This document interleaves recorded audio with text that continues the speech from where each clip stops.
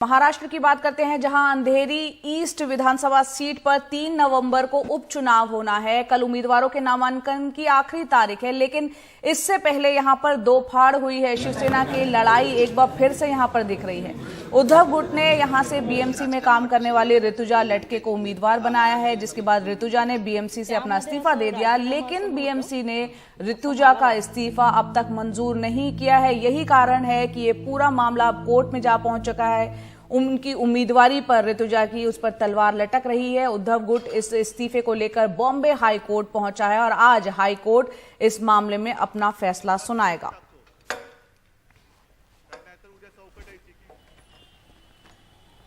तो ये जो है आज नजर रहेगी इस बात पर कि बॉम्बे हाई कोर्ट उम्मीदवारी को लेकर क्या फैसला सुनाता है। विधानसभा की ये जो सीट है अंधेरी ईस्ट, इस पर उपचुनाव 3 नवंबर को होना है और कल नामांकन की आखिरी तारीख है। उससे पहले ऋतुजा ने अपना इस्तीफा बीएमसी से दे दिया है। उद्धव गुट उन्होंने उनको अपना उम्मीदवार बनाया है, लेकिन इस्तीफा अभी तक बीएमसी में वहां पे मंजूरी नहीं मिली है। यही कारण है कि गर्मा गर्मी और खींचातानी नजर आ रही है और दोनों ही गुट यहां पर एक बार फिर से आमने सामने दिख रहे हैं। पूरा मामला, उम्मीदवारी का मामला बॉम्बे हाई कोर्ट पहुंच चुका है, जिस पर आज बॉम्बे हाई कोर्ट अपना फैसला सुनाएगा।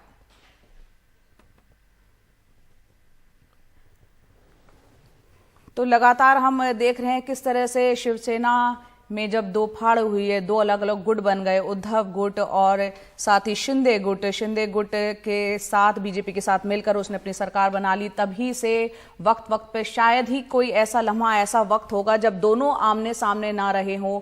अब एक बार फिर से एक वक्त ये भी था, हमने देखा था कि पार्टी के नाम को लेकर और निशान को लेकर पूरा मामला पहुंचा था। चुनाव आयोग ने हालांकि अब वो तय कर दिया, उस मामले में चीजें, स्थिति जो है साफ हो गई। लेकिन अब जैसे जैसे वक्त गुजर रहा है और चीजें सामने आ रही है, बीएमसी का चुनाव भी होना है, उससे पहले लगातार सियासत आ रही है। दशहरा रैली के वक्त भी कौन से मैदान में कौन रैली करेगा, इसको लेकर भी दोनों गुट आमने सामने आ गए थे। और अब ये मामला हम देख रहे हैं, अंधेरी पूर्व विधानसभा सीट पर जो उपचुनाव 3 नवंबर को होना है, कल नामांकन की आखिरी तारीख है। उद्धव गुट ने अपने उम्मीदवार ऋतुजा को बनाया है, जो कि बीएमसी में थी। उन्होंने वहां से अपना इस्तीफा दे दिया, उनके इस्तीफे को मंजूर नहीं किया गया है। ऐसे में उनकी उम्मीदवारी यहां पर लटक गई है और कल नामांकन की आखिरी तारीख है। ऐसे में बॉम्बे हाई कोर्ट पहुंचा है उद्धव गुट। इस उम्मीदवारी को लेकर देखना होगा कि क्या कुछ फैसला आएगा। सोहित हमारे साथ मिल रहे हैं, फोन लाइन पर जुड़ रहे हैं। सोहित, इस सीट के बारे में थोड़ा बताएं। दोनों जो है फिर से आमने सामने है, ये मामला हम देख रहे हैं हर किसी केस में आमने सामने दिखते हैं। बताएं इस सीट के बारे में, विधानसभा का जो उपचुनाव अब होने जा रहा है। जी देखिए जया, ये जो सीट है ये अंधेरी पूर्व उपचुनाव यहाँ पर हो रहा है।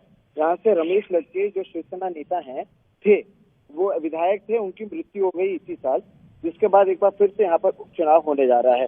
लेकिन अब हुआ ये है कि दो अलग अलग शिवसेना मौजूद है मुंबई में और दोनों के बीच में ये लड़ाई चल रही है कि उनके जो लोग हैं वो यहाँ से चुनाव जीतें। और ऐसे में जो ऋतुजा लटके हैं, वो रमेश लटके की पत्नी है, उनको कोशिश की शिवसेना उद्धव ठाकरे गुट की कि उन्हें यहाँ से चुनाव लड़ाया जाए और इसके लिए उन्होंने बीएमसी से अपना जो इस्तीफा है वो भी दे दिया था। लेकिन बाद में हुआ ये कि बीएमसी ने उनके इस्तीफे को मंजूर नहीं किया है। और इस सबके बीच कल अनिल परब और साथ ही साथ अरविंद सावंत, एक विधायक एक सांसद हैं, दोनों उद्धव ठाकरे गुट से आते हैं, उन्होंने कहा कि ये जानबूझ के किया जा रहा है और साथ ही साथ ऋतुजा लटके पर दबाव बनाया जा रहा है कि वो एकनाथ शिंदे गुट से लड़े। तो इस तरह की कई सारी चीजें कही गई और कल ही अदालत में जाया गया कि ऋतुजा लटके ने 1 महीने से ज्यादा समय हो चुका था, उन्होंने अपना इस्तीफा दिया था, लेकिन उसे बीएमसी ने क्यों मंजूर नहीं किया।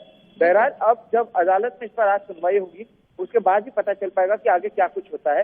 क्योंकि जया, अगर सोचिए आज अदालत ने ऋतुजा लटके को मंजूरी नहीं दिया, उनके इस्तीफे को मंजूर नहीं किया, तब फिर उद्धव ठाकरे गुट को कल आखिरी दिन है नामांकन का, उससे पहले एक नया कैंडिडेट, एक नया प्रत्याशी ढूंढना पड़ेगा और 1 दिन के भीतर ही उनसे नॉमिनेशन भरवाना पड़ेगा। बिल्कुल, बहुत कम वक्त बचा है, नामांकन की कल आखिरी तारीख है। ऐसे में सबकी नजर रहेगी बॉम्बे हाई कोर्ट के उस फैसले पर। बहुत बहुत शुक्रिया सोहित पूरी जानकारी के लिए।